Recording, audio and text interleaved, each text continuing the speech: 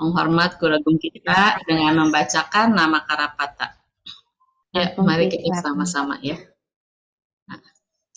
Arahang Sama Sambuddho Bhagawa Buddhang Bhagawantang Abhiwademi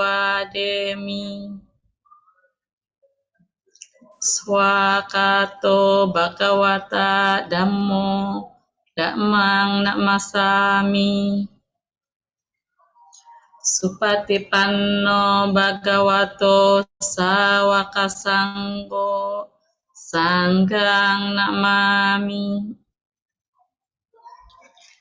Ya, malam ini kita akan membahas Satta Jatila Sutta Samyutta Nikaya 3 nomor 11 yang akan dibahas oleh Dr. Kindela Yunia. Kepada Dok Kindela, silakan. Iya, terima kasih Bu Ratna. Ya. Selamat malam Bapak Ibu semua, Sukihontu Namo Buddhaya. Namo Buddhaya. Ya. Iya, terima kasih ya. Malam hari ini saya diberi kesempatan kembali untuk kita sama-sama membahas Samyutta Nikaya. Sebelum mulai, mari kita beranjali ya. Saya bacakan dulu Wandana sebagai wujud penghormatan dan pujian kepada Buddha. Namo tassa bhagavato arahato sama sambuddhassa. Namo tassa bhagavato arahato sama sambuddhassa. Namo tassa bhagavato arahato sama sambuddhassa. Saya mau izin share screen ya. Silakan.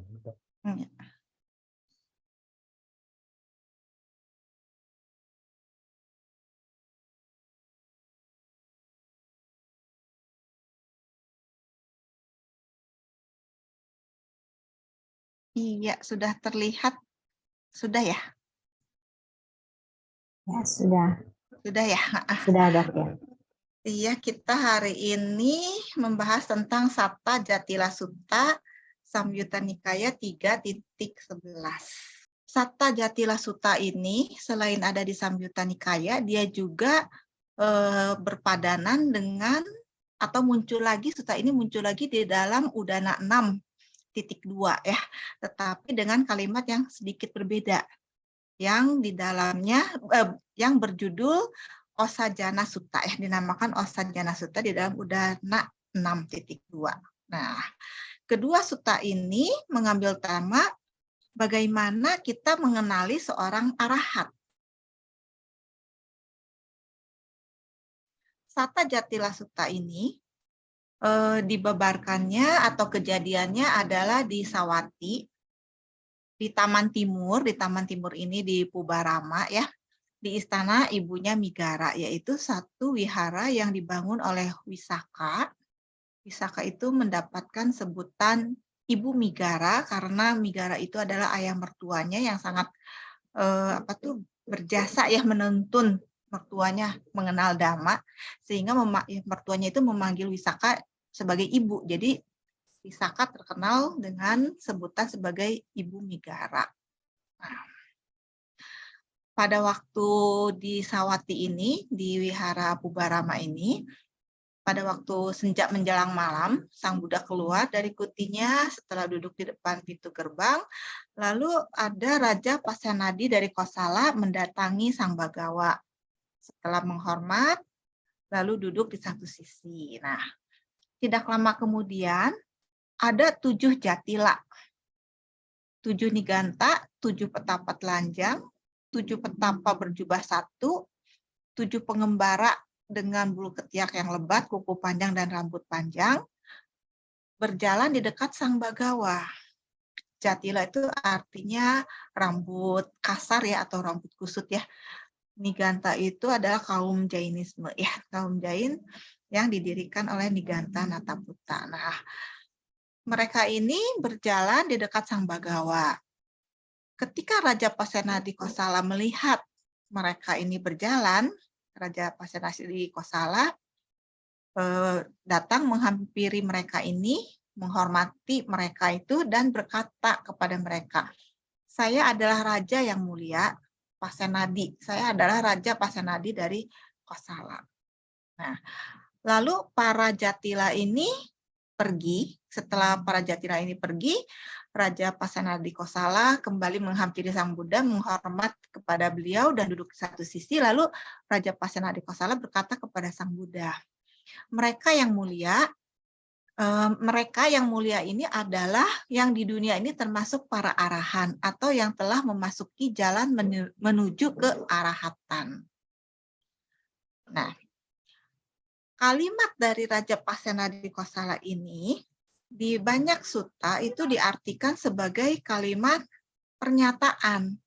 Tetapi di dalam kitab komentar yang udah 6 tadi, kalimat dari Raja Pasenadi Kosala ini diartikan sebagai kalimat pertanyaan. Ya, jadi menurut Raja Pasenadi Kosala atau Raja Pasenadi Kosala itu bertanya kepada Sang Bagawa, mereka-mereka yang mulia itu yaitu para Jatila yang tadi, apakah tuh mereka itu termasuk arahat atau mereka yang sedang menuju atau sedang berada di jalan menuju ke arahatan.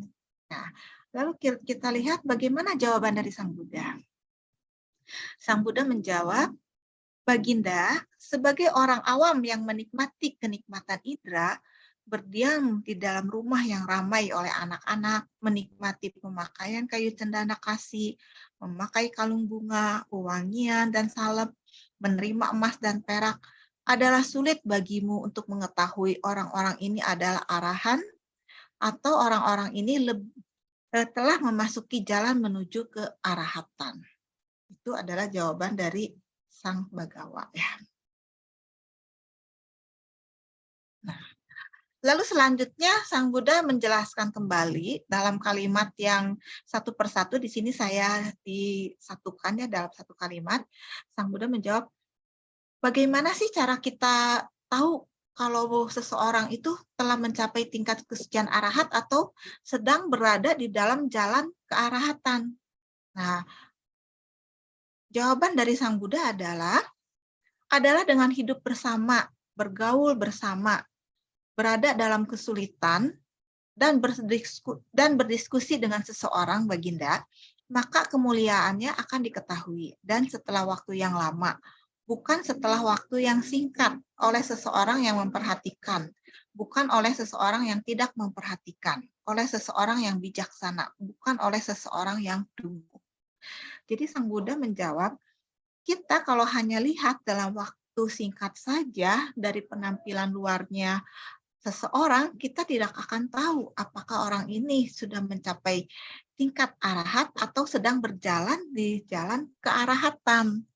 Tetapi kita bisa menilai atau melihat seseorang itu apabila kita sudah hidup bersamanya dalam jangka waktu yang cukup lama ya, dengan bergaul bersamanya, dengan melihat mereka ketika mereka menghadapi kesulitan atau tantangan dan berdiskusi dengan seseorang, melihat diskusi mereka dengan orang lain, baru kita bisa menduga-duga apakah orang ini sedang berjalan di jalan menuju ke arahatan atau tidak.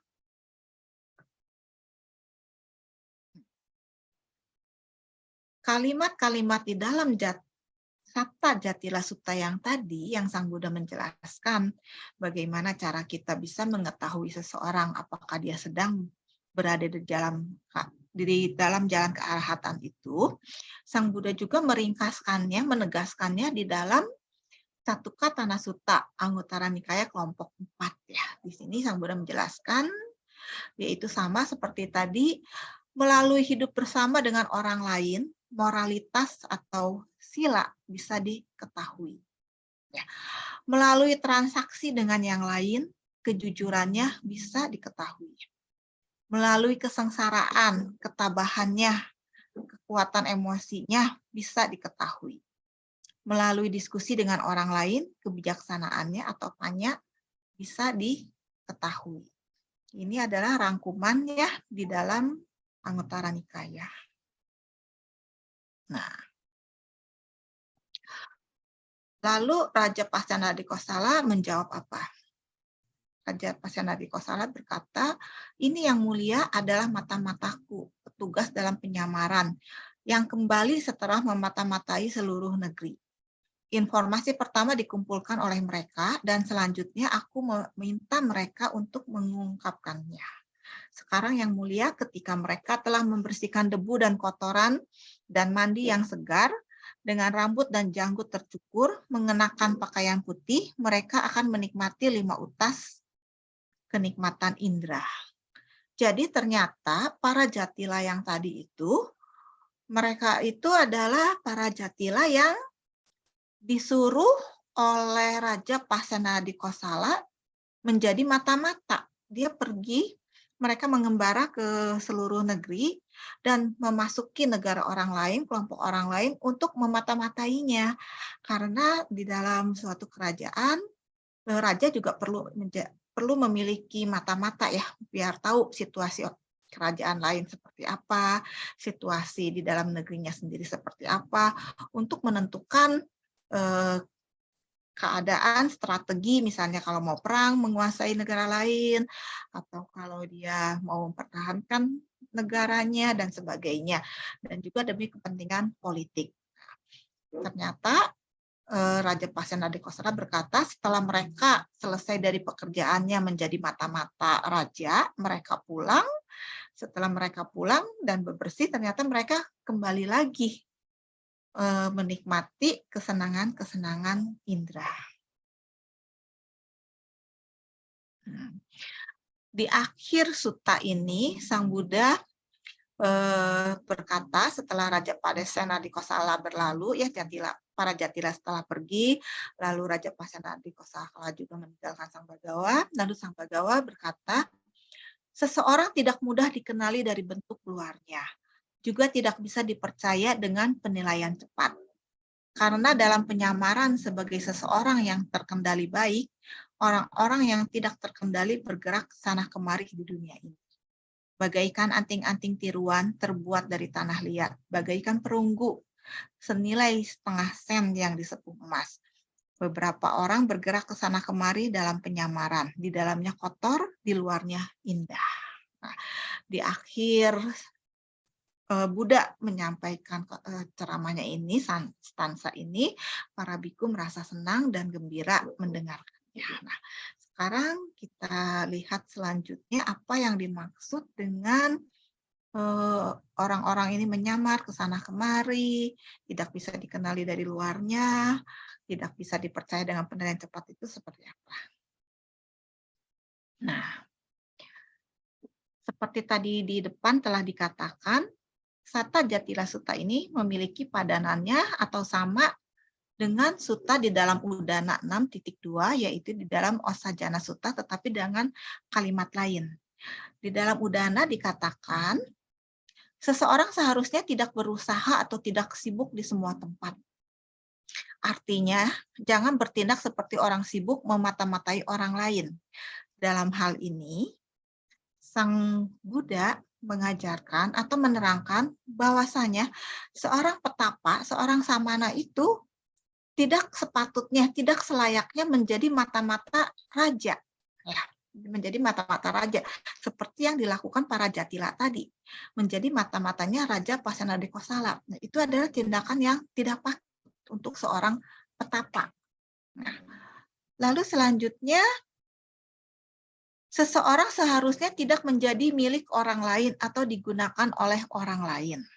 Maksudnya seorang petapa itu tidak boleh terlibat dalam urusan duniawi, seperti menjalankan tugas untuk orang lain, bahkan sebagai bantuan ataupun karena kewajiban. Ya. Jadi, seorang petapa itu selayaknya atau sepatutnya meninggalkan urusan duniawi, juga tidak mengerjakan sesuatu pekerjaan untuk orang lain. Dalam contohnya ini, contoh jatila, para jatila ini kan bekerja sebagai mata-mata untuk Raja Pasenadikosala. Nah, itu bukan perbuatan yang patut untuk seorang petapa. Selanjutnya, seseorang seharusnya tidak hidup bergantung pada orang lain. Harus sepenuhnya mandiri, dengan diri sebagai perlindungan tanpa perlindungan yang lain. Yang di sini dimaksudkan adalah para jatila yang tadi itu, yang menjadi mata-matanya Raja Pasenadikosala, mereka bekerja sebagai mata-mata karena dia menggantungkan diri atau untuk mencapai kebebasan ekonomi ya atau ketergantungan ekonomi kepada raja. Karena dia nanti kan mendapatkan upah, mendapatkan penghidupan. Nah, sedangkan Sang Buddha tidak mengajarkan seperti ini. Sang Buddha tidak mengajarkan mandiri secara ekonomi, itu tidak ya, karena para petapa atau para biku itu makan dengan mengumpulkan dana makanan dengan pindapata. Tetapi para petapa, para biku itu dia mandiri atau bebas secara spiritual. Dia tidak tergantung pada orang lain. Bebas dengan berpikiran bahwa hidupnya, nasibnya, semua tergantung oleh sesuatu yang, katakanlah mungkin sesuatu yang seperti yang adik kuasa. Itu tidak seperti itu seorang petapa. Tapi dia mandiri. Lalu yang keempat, seseorang seharusnya tidak melakukan perdagangan dhamma. Ya. Seseorang seharusnya tidak hidup dengan menggunakan dhamma sebagai usaha komersial, dan ini mengacu pada penghidupan benar. Yang dimaksud di sini adalah seorang petapa itu sepatutnya atau selayaknya dia tidak memakai atribut-atribut keagamaan seperti tadi misalnya menjadi petapa dan sebagainya untuk mencari penghidupan atau mencari kebebasan finansial atau ekonomi ya. Seperti yang tadi yang contohnya menjadi mata-matanya Raja Pasenadikosala itu yang para jatila. Ini tidak selayaknya. Kita harus mencontoh atau meneladani dari riwayat hidup Buddha Gautama sendiri. Buddha Gautama selagi beliau menjadi seorang pangeran Siddhartha, pada waktu itu Pangeran Siddhartha bisa memilih menjadi raja ya, dan dia memang putra mahkota ya, pewaris kerajaan ya. Dan bahkan beliau bisa menjadi seorang raja dunia, raja diraja ya, Raja Cakrawati. Tetapi Pangeran Siddhartha melihat apabila dia menjadi raja, dia bisa menguasai negara lain, mengembangkan kerajaannya menjadi besar, membesarkan sukunya sendiri. Tetapi mungkin hal-hal itu bisa dilakukan misalnya dengan cara peperangan, sehingga bisa membunuh makhluk-makhluk lain, dan sebagainya, atau memupuk kekuasaan. Nah, Pangeran Siddhartha tidak memilih itu, tetapi Pangeran Siddhartha memilih jalan untuk menjadi Buddha, ya, menjadikan dia seorang Buddha, mencapai pencerahan dan bisa mengajarkan kepada semua makhluk untuk mencapai atau merealisasi kebahagiaan yang sejati, kebahagiaan yang abadi. Itu yang dipilih oleh Pangeran Siddhartha pada waktu itu. Jadi selayaknya lah seorang tapa pun mencontoh teladan dari kehidupan Sang Bagawa ini.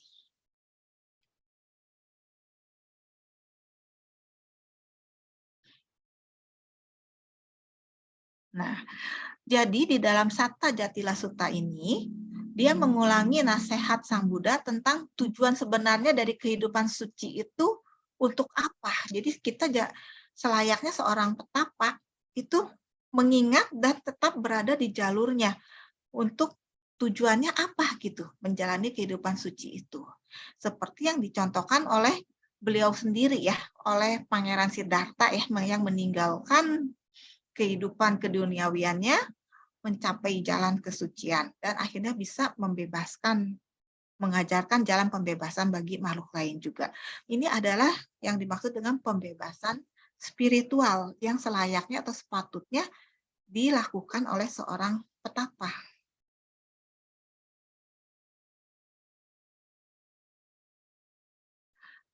Makna dari semua ini itu sangat penting dan jelas ya, bahwa kualitas ajaran Buddha itu bergantung pada spiritualitasnya antara guru dan praktisi, baik guru, baik praktisi, baik biarawan maupun umat awam. Dalam kehidupan spiritual hanya ada satu pembimbing sejati, yaitu ajaran yang benar ya. Dalam kasus petapa, praktisi meninggalkan rumah. Dia harus sepenuhnya melepaskan roda kekuasaan yaitu dia tidak boleh mengambil dunia sebagai ukurannya, tetapi bekerja menuju pembebasan yang tak terukur. Praktisi awam juga sama, tidak boleh dituntun atau terbawa oleh dunia, maksudnya adalah oleh pengalaman-pengalaman indera yang diperolehnya, atau dengan cara standar orang lain, yang secara duniawi. Nah, demikianlah isi dari Satta Jatila Sutta, yang mana mengambil tema bagaimana mengenali arahat. Nah, sekarang kita kembali ke tema sutta tadi ya. Tadi sutanya sudah berakhir. Sekarang bagaimana sih cara kita bisa mengenali arahat? Apakah kita bisa tahu seseorang telah mencapai arahat ya? Seperti apa arahat itu? Apa ciri-cirinya? Apa kriterianya? Nah, mungkin dari Bapak Ibu sekalian ada yang mau berpendapat, karena ini kita sutanya sudah selesai ya. Kita coba diskusi dulu. Ya, silahkan. Ya, terima kasih Dok Indela untuk penjelasannya. Ya. Mungkin Bapak Ibu ada yang bisa menjawab pertanyaan dari Dok Indela, apa sih ciri-ciri dari seorang arahat? Atau mungkin salah satu dari peserta di sini sudah ada yang mencapai arahat?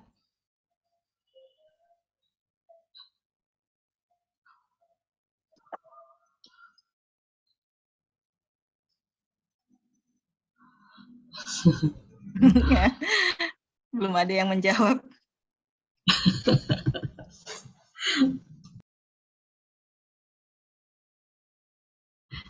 Ciri-ciri arahat, kriteria arahat. Ya, memang seperti tadi yang dikatakan, apa yang tadi dibahas di Sutta Satta Jatila Sutta, ya memang kalau misalnya kita ingin mengetahui seseorang yang nggak bisa hanya mengenal sebentar ya Dok ya. Kalau Iya. misalnya kita bisa mengenal cuma sebentar, kita hanya mengetahui luarnya saja, ya memang kita bisa sih ya memang harus menilai bersifat positif ya, kita menilai positif seseorang ya. Tapi kan kalau misalnya kita sudah lama berteman, bergaul, mengetahui, ya mau tidak mau ya si teman mengetahui kita, kita juga mengetahui teman itu ya. Sama. Begitu juga kalau misalnya kita berhubungan dengan para biku gitu ya. Minimal ada sifat-sifat aslinya yang kelihatan ya kalau kita sudah dekat sekali. Iya. Betul. Karena merasa sudah dekat, tidak canggung begitu ya, tidak ada yang perlu ditutupi.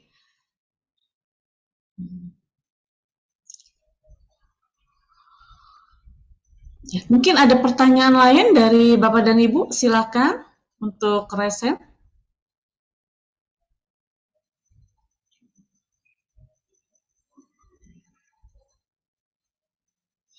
Kayaknya belum ada ya.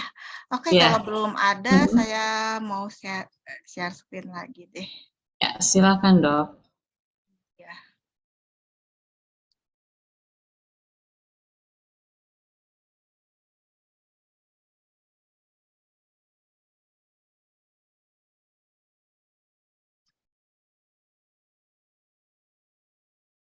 Nah, di sini saya mengambil kutipan dari kalimat atau kata-katanya dari Ibu Nina van Gorkom ya.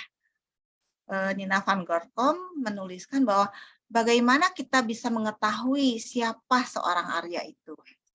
Tidak ada cara untuk mengetahui siapa yang seorang Arya, kecuali kalau kita sendiri telah tercerahkan gitu. Telah tercerahkan baru kita tahu orang lain sudah tercerahkan atau belum. Itu tidak bisa diketahui dari penampilan luar seseorang, apakah dia seorang Arya atau bukan. Orang yang sangat ramah dan damai belum tentu dia seorang Arya. Akan tetapi kita dapat berlindung kepada Arya Sangha meskipun kita tidak mengetahuinya secara pribadi, seorang Arya yang manapun. Kita dapat memikirkan kebajikan mereka. Tidak peduli apakah mereka berada di dalam keberadaan ini atau di pesawat yang lain atau di tempat yang lain ya. Para Arya membuktikan bahwa ada jalan untuk mengakhiri kekotoran batin. Kita harus mengetahui apa kondisi akhir dari kekotoran batin, pengembangan kebijaksanaan. Para biarawan, bikuni, umat awam pria dan wanita yang merupakan Arya pada zaman Sang Buddha membuktikan bahwa apa yang dimaksud dengan ajaran Buddha dapat diwujudkan dalam kehidupan sehari-hari. Sang Buddha tidak mengajarkan ide-ide abstrak, dia mengajar realitas. Haruskah mereka yang ingin menyadari kebenaran tidak berjalan di jalan yang sama dengan jalan yang mereka jalani, sekalipun mereka masih memiliki jalan panjang untuk pergi. Nah, ini juga bisa kata-kata dari Ibu Nina van Gorkom ini juga bisa kita pakai sebagai penuntun juga ya. Kita memang nggak tahu sekarang seseorang itu sudah arahat atau belum. Kecuali kalau kitanya sendiri sudah mencapai tingkat itu. Jadi sama levelnya kita tahu ya. Dari penampilan luar yang tadi Sang Buddha bilang juga kita nggak tahu. Mungkin seseorang yang sangat ramah, sangat baik, terlihat ya belum tentu juga dia seorang Arya ya. Tetapi kita berlindung kepada Arya Sangha, kita tidak boleh meragukan atau berpikir apakah Arya Sangha itu ada atau tidak. Karena kita lihat dari sejarah kembangannya, murid-murid Sang Buddha, baik yang Bajita maupun yang Garawasa atau yang awam, juga mereka bisa mempraktekannya dan akhirnya mereka bisa mencapai tingkat-tingkat kesucian itu ya. Jadi ajaran Buddha itu kita bisa wujudkan dalam kehidupan kita sehari-hari, ini benar-benar realitas, sampai kita akhirnya bisa mencapai tujuan kita tercerahkan itu. Nah, saya mau lanjutkan, saya mengambil ini adalah dari buku Dhammasanggani ya. Ada beberapa kriteria yang kita lihat, beberapa kelompok dhamma yang telah dapat dieradikasi oleh seorang Arya, mulai dari tingkat Sotapanna, Sakadagami, Anagami, Arahat. Ini terlalu kecil nggak ya? Kelihatan nggak? Iya, terlalu kelihatan sih, kecil. Maklum nih faktorku nih matanya Saya ganti yang kekecilan. saya ganti yang PDF deh. Sebentar. Mata plus nggak kebaca semua. Memang kecil karena dimasukin ke PowerPoint. Ini yang mana ya PDF-nya? PowerPoint-nya suka.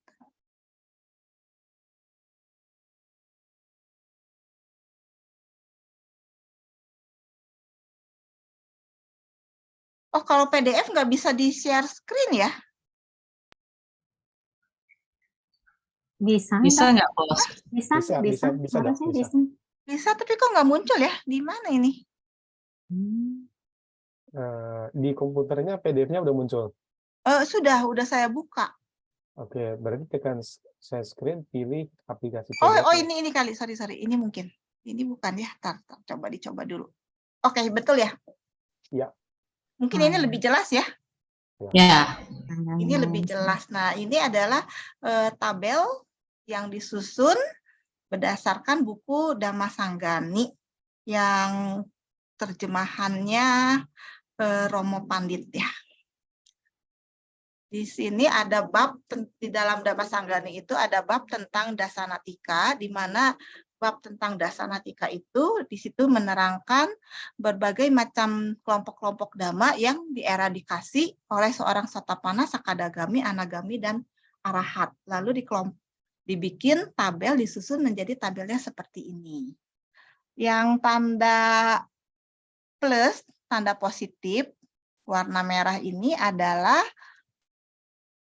kelompok dhamma atau fenomena dhamma yang telah dibasmi atau dieradikasi secara total ya, jadi sudah hilang.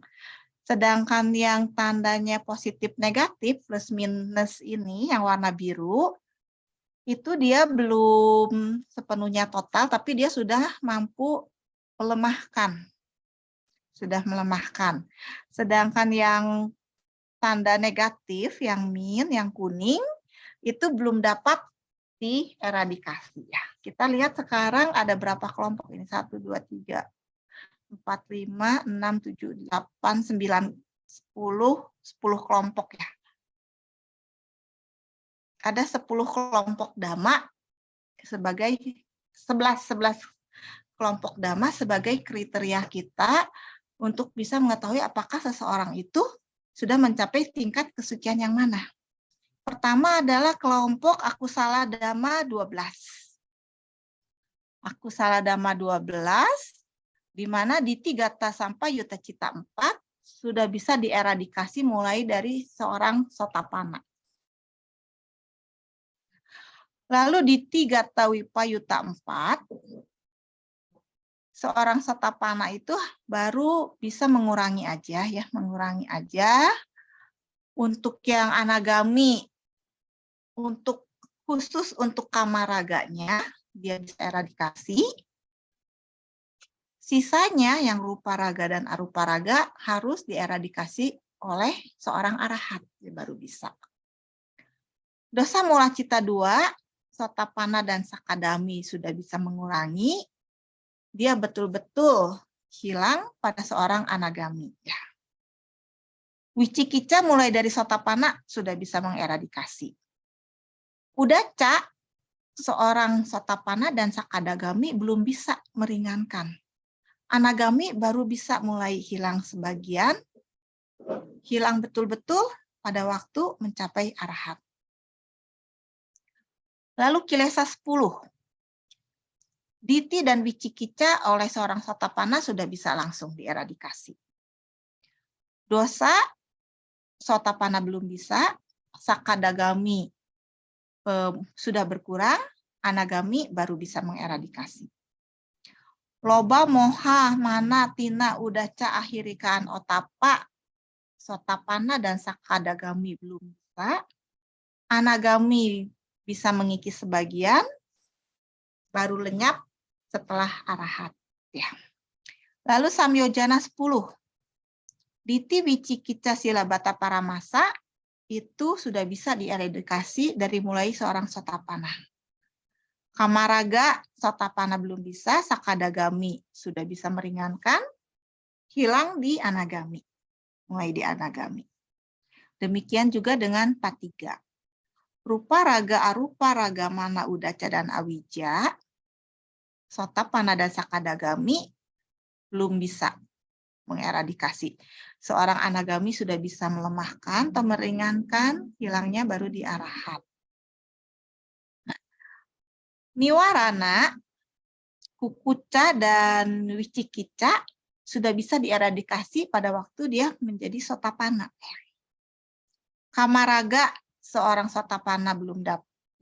Kamaraga dan wiyapada, Sotapanna belum bisa. Sakadagami sudah mulai bisa meringankan, anagami sudah bisa mengeradikasi.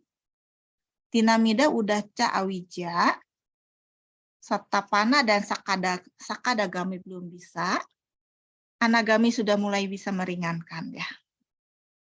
Baru hilang setelah di arahata.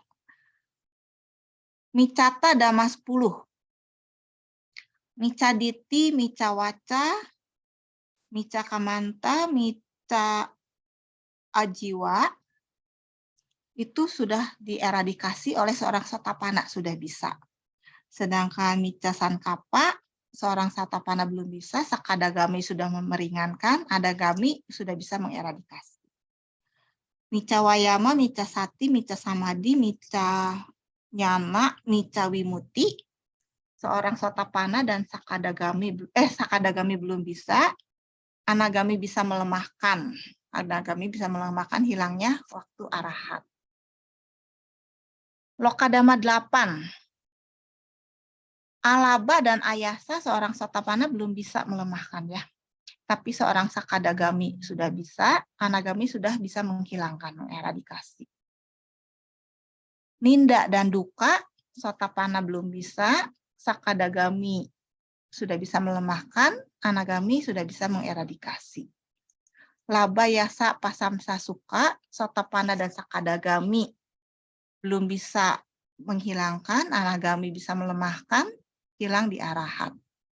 Nah, kalau macarya 5, mulai dari sotapana aja dia sudah bisa mengeradikasi ya. Wipalasa dhamma 12. Nicca sanya wipalasa, nicca cita wipalasa, nicca diti wipalasa, atasanya wipalasa, atta cita wipalasa, suka diti wipalasa, suba diti wipalasa, itu sudah bisa dieradikasi mulai dari seorang sotapana. Sedangkan subha sanya wipalasa, subha citta wipalasa, seorang sotapana belum bisa mengeradikasi. Sakadagami bisa melemahkan, anagami baru bisa mengeradikasi. Yang terakhir ini suka sanya wipalasa dan suka citta wipalasa. Sotapana dan sakadagami belum bisa melemahkan, anagami baru bisa melemahkan, hilang di arahat. Sedangkan agati 4, yaitu candagati, dosagati, mohagati, biagati, dari mulai sotapana sudah bisa mengeradikasi ya. Aku salah kama patah 10. Panatipata, andinadana, kamesu nicacara, musawada, micaditi, sudah bisa dieradikasi oleh seorang sotapana semuanya. Pisunawaca, parusawaca, biapada, sotapana belum bisa menghilangkan, sakadagami bisa melemahkan, mulai dari anagami baru bisa mengeradikasi ya. Lalu sampapalapa dan abija, itu sotapana dan sakadagami belum bisa, anagami mulai bisa melemahkan, hilang di arahat. Nah, berdasarkan tabel ini, sebetulnya Maaf dok, nanya dulu. ya. Dok, yang aku salah itu dok, yang aku salah kama 10 dok. Aku salah kama patah 10. Oh, aku salah kama patah 10, iya. Ini kan sotapana, pisunawaca, parusawaca, sampapalapa begitu ya. Ya. Itu kan termasuk dari Pancasila ya. Iya.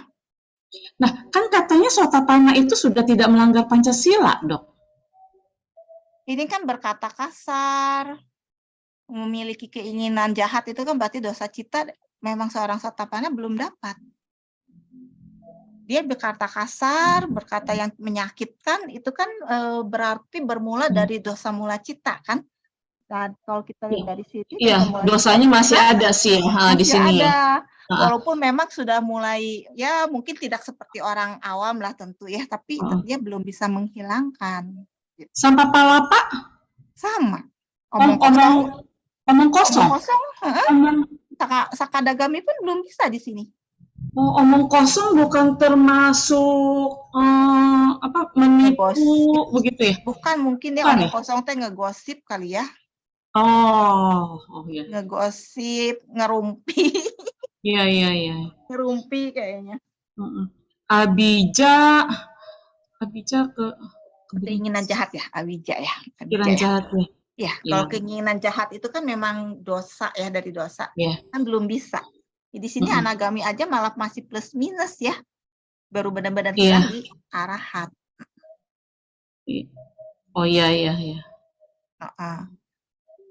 Jadi katanya sih kalau kita mau tahu ya kita harus bergaul dengan orang itu, betul-betul kita perhatikan mulai dari dia bangun tidur sampai tidur, perhatikan terus, cocokkan dengan tabel ini katanya.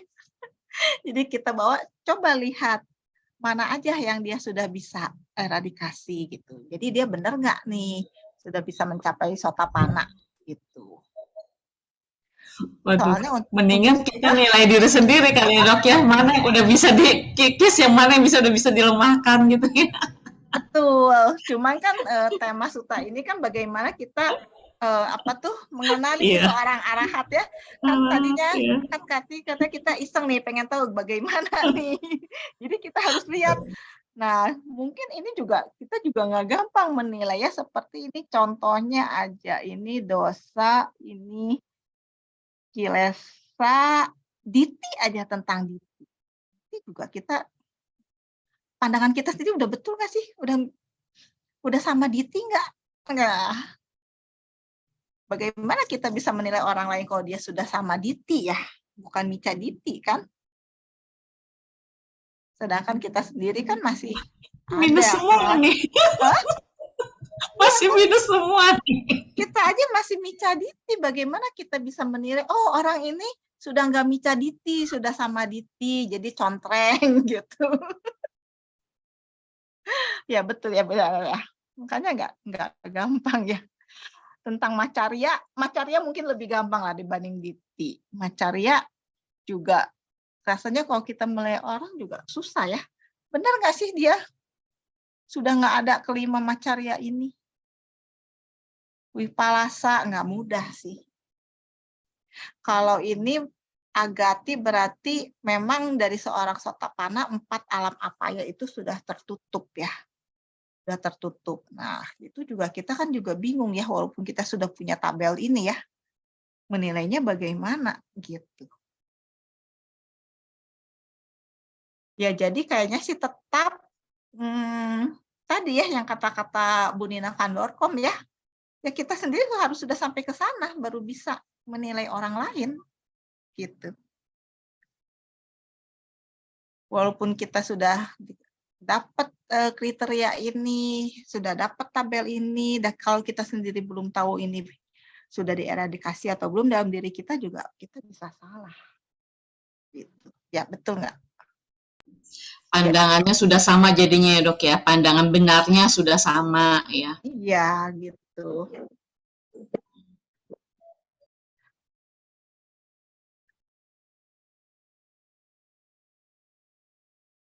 Cuman kalau kita lihat, kalau untuk arahat, mungkin di sini untuk arahat banyak yang lebih mudah mungkin ya, kayak tadi ya Sampah Palapa, itu arahat sudah nggak ada. Sedangkan Sakadagami aja masih lebih ringan ya.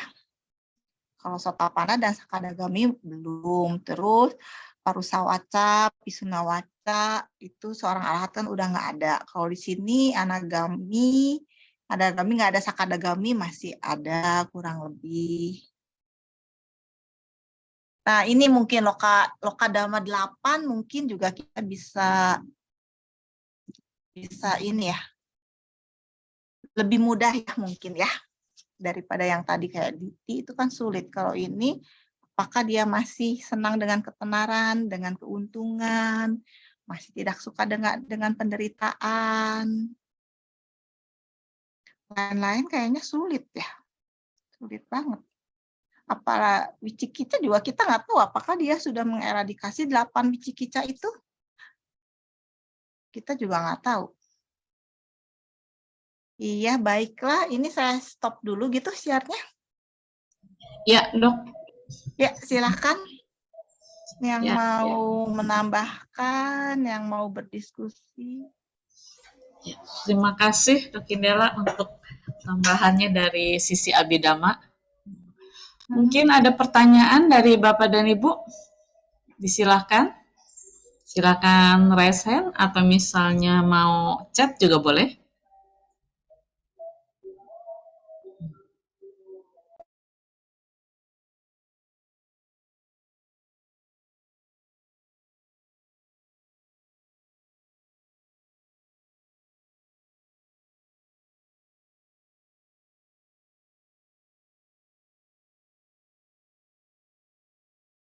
Nah, dok, izin bertanya ya. Ya, silakan. Nah, seperti tadi yang Dr. Kendela share itu yang tentang apa? Yang dari Sotapana aja gitu ya. Kadang kan sekarang ini kita banyak dengar ya, yang udah bukan ngaku sih, mungkin mereka merasa dirinya udah Sotapana seperti itu. Apakah secara umum ini kita bisa melihat seperti itu? Gitu? Kan apalagi di Sutta dikatakan bahwa kita bisa mengetahui itu kalau kita udah tinggal bersama dia, mengikuti kegiatannya kayak begitu kan, tapi kan itu nggak mungkin ya kita ini ngikutin terus seperti itu ya.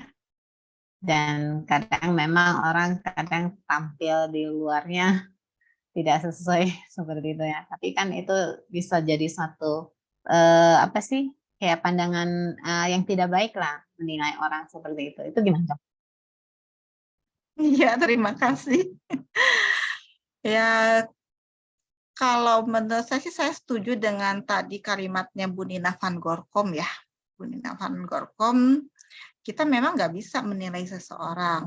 Sudah gitu tadi yang saya tampilkan tabel pun itu juga sulit ya bagi kita. Apalagi katanya tadi itu kita harus bisa bersama dengan orang itu mulai dari bangun tidur sampai tidur, kita amati terus-terusan, kita bawa tabelnya. Itu nggak mungkin juga seperti itu. Masa iya bisa. Jangankan teman kita yang perumah tangga. Sekarang seorang samanera atau biku aja, apakah mungkin kita bisa liatin dia dari bangun tidur sampai tidur kembali dalam waktu yang sekian lama? Nggak mungkin juga ya. Jadi saya pikir sih kita nggak usah mempedulikan orang-orang orang lain gitu, nggak usah menilai orang lain, nggak usah bilang, wah itu dia mah gimana sih ngomongnya kayak gitu, benar apa enggak, dan sebagainya. Saya pikir tetap saya setuju dengan yang kalimat Bu Nina van Gorkom tadi. Kita tetap bisa berlindung kepada Arya Sangka. Kita melihat, mencontohkan teladan-teladan dari murid-murid Buddha di zaman dulu itu, bahwa mereka telah bisa mempraktekkannya sampai akhirnya mencapai pembebasan. Gitu aja sih kalau menurut saya mah, Bu Lucy. Jadi kita nggak tahu, ini abaikan lah yang udah ngaku-ngaku bahwa dia udah ini kayak gitu ya. Kan udah ya, kalau nggak salah tuh lagi marak itu yang udah ada sampai ada grup Sotapana segala gitu ya, Dok ya.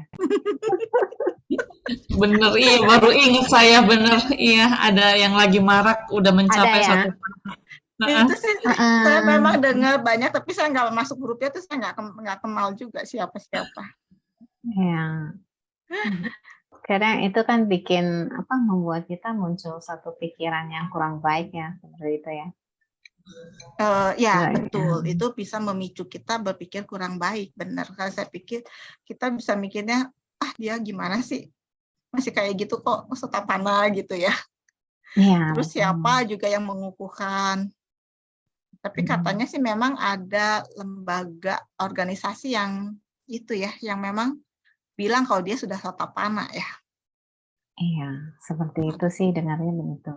Heeh. Nah, jadi kalau kita mau menilai seperti itu, jadi takut gitu loh. Takut kalau iya kita salah ini, wah gawat.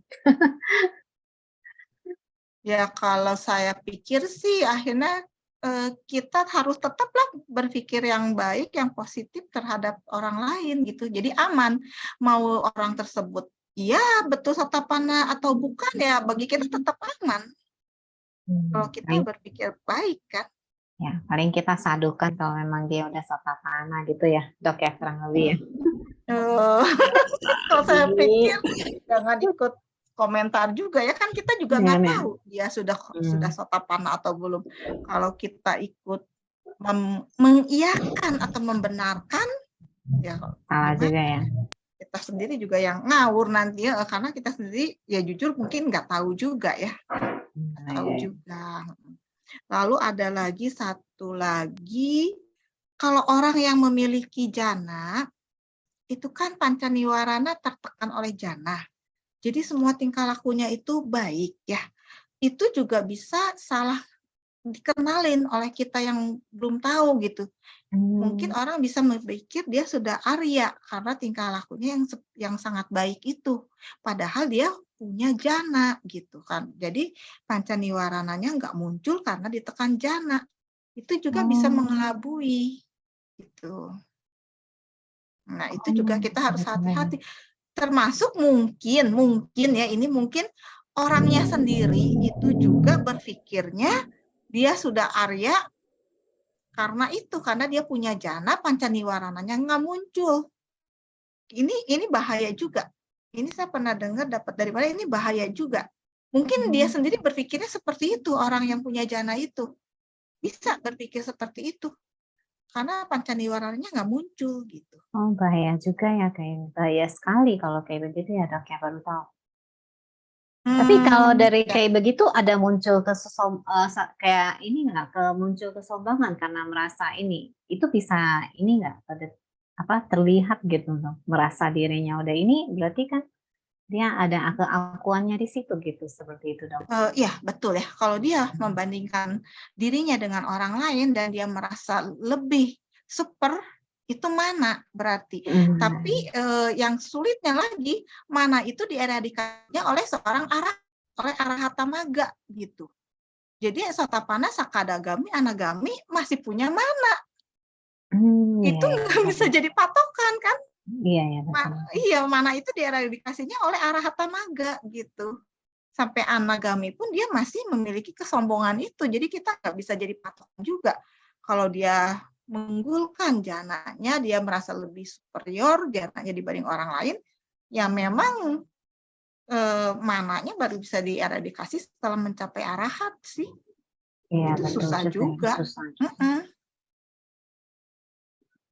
Iya. Itu. Terima kasih dok.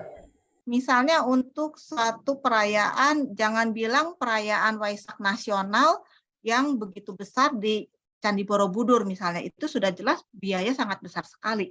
Sekarang biaya Waisak di wihara aja sendiri, pasti sudah akan ada biaya operasional pasti. Untuk menghias altar lah, untuk bunga-bunga, lilin, dan sebagainya, mungkin untuk persediaan ramah tamahnya, pasti itu semua dana untuk operasional itu pasti banyak sekali kalau menurut saya. Jadi kalau misalnya sekarang kita dana untuk Waisak, maksudnya untuk apa?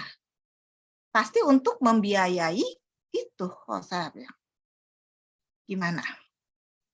Soalnya memang tujuannya untuk Waisak ya. Tujuannya untuk Waisak pasti untuk operasional acara itu. Kalau misalnya ada memakai anak-anak yang puja itu memakai seragam, nah pasti itu kan seragamnya kalau wiharanya belum punya aset, pasti kan harus dicari, beli. Itu pasti semua biaya untuk itu. Kalau menurut saya memang pasti untuk operasional. Mungkin sebagian juga untuk itu fee karyawan ya, karena karyawannya ekstra kerja, misalnya lembur, ekstra membersihkan, ekstra cuci-cuci, ekstra ngepel, ekstra bebersih, pasti juga harus ada imbalan jasa ekstra juga. Karena pasti itu dipakai semua untuk itu sih. Bagaimana? Kalau nggak ada izin bertanya dok, Ya silakan kok. kan sekarang kan lagi musim cengbeng tuh, ya kan? Banyak orang kan melakukan perjalanan cukup jauh untuk mengunjungi makam keluarganya kan. Nah sebenarnya sih melakukan itu dari rumah atau ke makamnya itu ada perbedaan nggak? Gitu. Makasih dok. Ya, terima kasih kok. Kalau menurut saya perbedaannya, kalau makam itu perlu diurus ya kok ya. Perlu diurus, perlu dibersihkan. Sudah gitu, kalau kita tidak urus, tidak bersihkan, lama-lama makamnya bisa hilang tuh. Bisa dibongkar tuh entah kemana. Nah, itu mungkin perbedaannya di situ. Tetap kita kayaknya harus pergi kalau memang dimakamkan ya, untuk membersihkan, merawat pemakaman atau pekuburan leluhur kita di situ. Kalau misalnya dikremasi, nah itu kan nggak ada kuburannya, nggak perlu dibersihkan. Kita bisa dari mana aja, bisa di rumah, bisa di wihara atau di tempat lain gitu kok. Mungkin kendalanya di situ ya perbedaannya ya. Kalau makam tetap harus dibersihkan, apalagi makam itu juga sekarang kalau nggak salah harus bayar semacam PBB, pajak atau apa ya, per apa ya, per tahun atau per berapa tahun gitu ya kalau nggak salah. Udah jalan belum ya itu? Kurang tahu juga. Apalagi kalau seperti itu, kalau kita nggak urus sudah pasti dibongkar itu sama pemerintah. Kalau nggak urus lama juga mungkin bisa dibongkar sama penduduk setempat atau siapapun bisa aja. Soalnya banyak kejadian yang memang akhirnya kuburannya pas ke sana lagi sudah hilang, nggak ada gitu, nggak tahu kemana. Ini beneran. Beneran kuburannya karena jarang didatengin kali. hilang. Padahal tempatnya ya sudah betul di situ tempatnya, sudah bawa yang menjaga kuburannya juga sudah tahu katanya tempatnya di sini, tapi nyatanya tidak ada. Nah, tapi sebenarnya ada tidak ada itu masih ada manfaatnya nggak? Padahal kan sebenarnya persembahan itu kan bisa dilakukan dari rumah.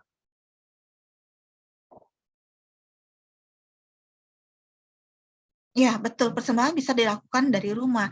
Tapi ya itu seperti saya bilang tadi, sebagai anak, ya kalau kita mau menguburkan leluhur, ya sebaiknya kita merawat ya. Jangan sampai kita membengkalaikan kuburan leluhur gitu loh.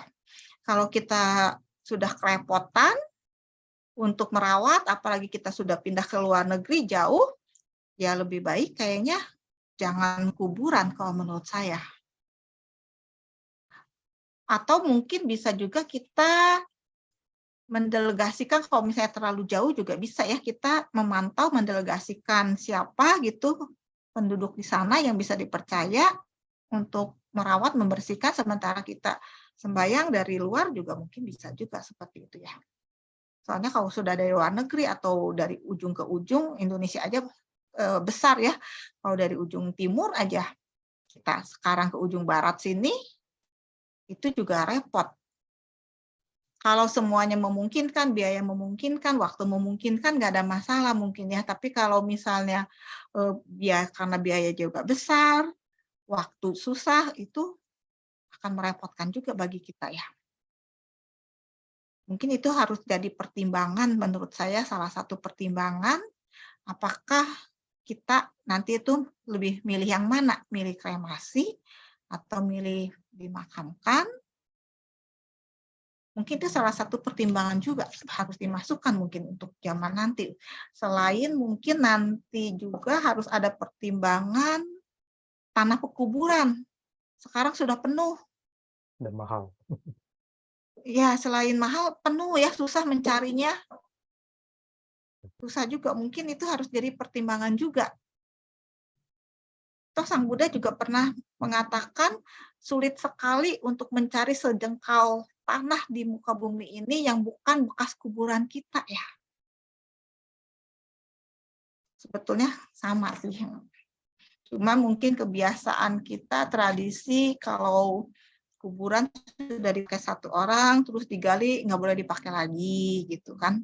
Itu kebiasaan tradisi kita, kepercayaan kita seperti itu. Tapi kalau misalnya yang Sang Buddha bilang sulit untuk mencari sejengkal tanah pun yang bukan bekas kuburan kita, artinya ya kita dikuburin sudah berkali-kali mungkin ya, numpuk-numpuk tuh di atas jasad kita sendiri yang mungkin akhirnya sudah jadi minyak bumi mungkin, atau jadi apa. Ya, gimana Ko Hasan? Kan secara tradisi kan memang kan selalu orang tua dan sebagainya itu kan memang selalu dipesanin ya menghormati leluhur dan sebagainya, makamnya dirawat dan sebagainya kan. Nah, kalau tidak dilakukan itu ketakutan orang itu misalkan takut segala sesuatu terjadi nanti ke anak cucunya, itu ketakutan yang tidak berdasar atau sebenarnya sih ada sesuatunya memang. Terima kasih. Berdasar. Berdasarnya apa? Segala sesuatu yang ditemukan tuh timbul dari pikiran kita. Jadi kalau kita mikirnya, waduh, saya melupakan ini nih, kemarin kelupaan misalnya karena sibuk kerja, nggak merawat, waduh nanti berdasarkan tradisi kepercayaan nanti kita akan mendapat celaka atau rezekinya jelek atau apa. Pikiran kita itu yang menarik akhirnya bisa mewujudkan apa yang kita pikirkan itu. Gitu loh. Jadi apa yang kita pikirkan itu nanti kita tuh akan mewujudkan loh pikiran itu. Apalagi kalau kita sering ulang-ulang, pasti akan terwujud seperti itu. Makanya kita harus berpikir yang positif, itu seperti itu supaya kita yang muncul pun yang positif. Itulah dasar kalau hukum pikiran ya, hukum pikiran baik secara Buddha Dhamma maupun secara ilmu pengetahuan yang modern sekarang ini ya, ilmu pengetahuan ya, yang kayak law of attraction, yang dasar-dasar hipnoterapi, main teknologi itu kan semuanya sama. Sebetulnya itu kan yang hukum pikiran yang diajarkan oleh Buddha kan, cita niyama sebetulnya kembangkannya. Oke, terima kasih dok. Terima kasih. Ya. Ya. Ya, Loa juga lagi ngetren juga nih dok. Sudah berapa tahun ya? Sudah beberapa tahun ya. Iya, sekarang ada apa pembelajarannya. Padahal Buddha 2600 tahun yang lampau sudah mengajarkan. Ya. Ya, silakan Pak Wahidin. Ya,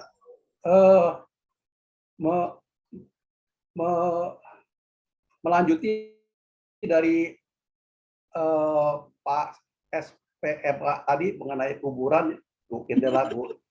Ya, Ini seru juga nih. Jadi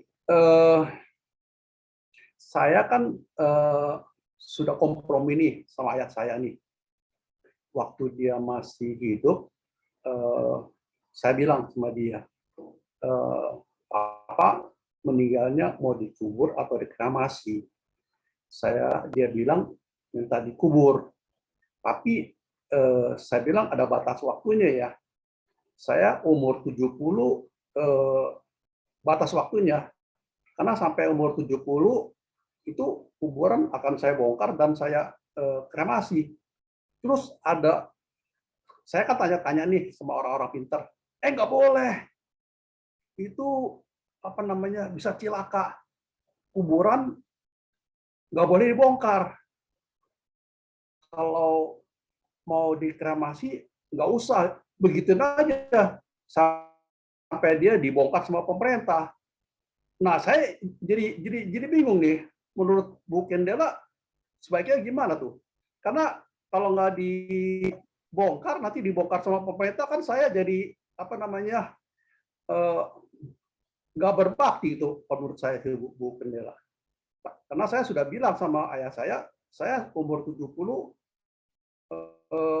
akan saya bongkar ke kuburan dan akan saya kremasi. Karena anak-anak saya nggak ada di Indonesia, ada di luar negeri, di Australia. Jadi kalau saya meninggal, kuburan ayah saya dan ibu saya itu terlantar tuh, saya bilang begitu. Terus saya tanya-tanya bagaimana cara untuk apa namanya bongkar kuburan. Orang pintar bilang nggak boleh, sudah dikubur ya kubur aja, kalau dibongkar ya cilaka kamu katanya. Jadi bingung saya, Bu Kendela. Ya, terima kasih Pak. Sekarang kalau dibongkar sama pemerintah cilaka nggak? Ya kan itu namanya kelalaian dari saya dong, nggak boleh. Kan itu kan saya sudah apa namanya membiayai untuk tanah tersebut agar dipelihara oleh pemerintah. Nah kalau saya tidak apa namanya istilahnya sengaja kan itu namanya dibongkar sama pemerintah itu kan namanya sengaja. Saya sengaja agar kuburan itu dibongkar karena saya nggak mau bayar lagi iurannya. Padahal kan saya masih sanggup. Nah itu kan niat yang sudah nggak benar, Bu Kendela. Ya, betul Pak. Jadi jawabannya sebetulnya Bapak sudah jawab sendiri itu tadi. Iya, tapi saya masih ragu apa benar bisa apa namanya kualat bisa jadi cilaka katanya, nggak boleh bongkar kuburan yang sudah dikubur. Berarti saya mesti kontrak seumur hidup dong sama pemerintah. Begitu. Jadi ya ini saya mau cari ide-ide aja gitu. Karena saya kan punya rencana kalau saya bongkar terus kremasi, saya akan bawa ke laut yang itu sangat bagus, itu istilah Hong Shui-nya ya, sangat bagus gitu. Itu saya sudah ada apa namanya niat seperti itu. Cuman karena ya banyak tanya-tanya, akhirnya saya bingung sendiri nih. Nah sekarang saya tanya sama Bu Kendela nih yang pakar-pakar apa namanya agama mengenai cita niyama segala tuh. Ya, terima kasih Pak. Cuma sebelumnya saya mau meluruskan dulu, saya belum pakar agama. Saya belum pakar agama Pak, kita sama-sama di sini belajar.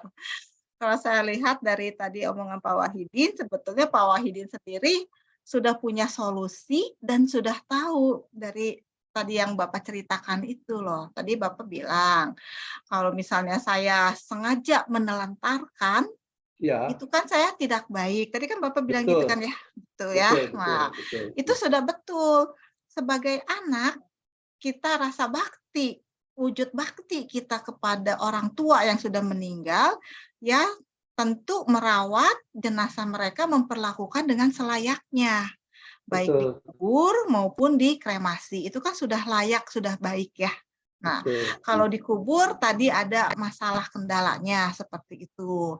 Kita ya harus ke sana merawat, kalau nggak nanti bisa hilang atau kita mendelegasikan.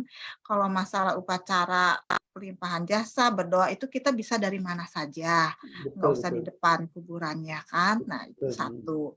Lalu keduanya kendalanya kalau kita sudah jauh Tua, tempatnya, udah tua dan jauh lagi. ya udah jauh, kita usia juga udah lanjut, mungkin juga sudah tidak bisa pergi, itu kan Betul, kendala Bu. juga. Nah, Betul. tetapi kita tetap melaksanakan rasa bakti kita, mewujudkan rasa bakti kita kepada orang tua tuh sudah terwujud ya, memperlakukan jenazah orang tua dengan baik, merawat kuburannya, memberikan pelimpahan jasa. Nah, sampai akhirnya ya pasti akan semampu kita, karena kita kalaupun misalnya kuburan itu akhirnya kita nggak bongkar, itu juga kita ada batas waktu ya, ada batas waktu umur kita juga ya, maaf ya saya ngomong gini ya, kita semua sama tahu ya, kayak gitu. Nah, sekarang kalau misalnya tadi Bapak bilang, dibiarkan sampai nggak bayar pajak, nggak bersihkan, sampai akhirnya dibongkar pemerintah atau dibongkar orang lain, itu kan malah kita kurang baik ya. Iya, Kita dia kan kualat. Iya, menelantarkan kualat. itu ya, itu betul. Jadi sekarang menurut Bapak sendiri, Bapak pilih yang mana? Apakah Bapak mau menelantarkan atau tetap mau merawat kuburannya dengan membongkar, mengkremasi lalu melarung ke laut?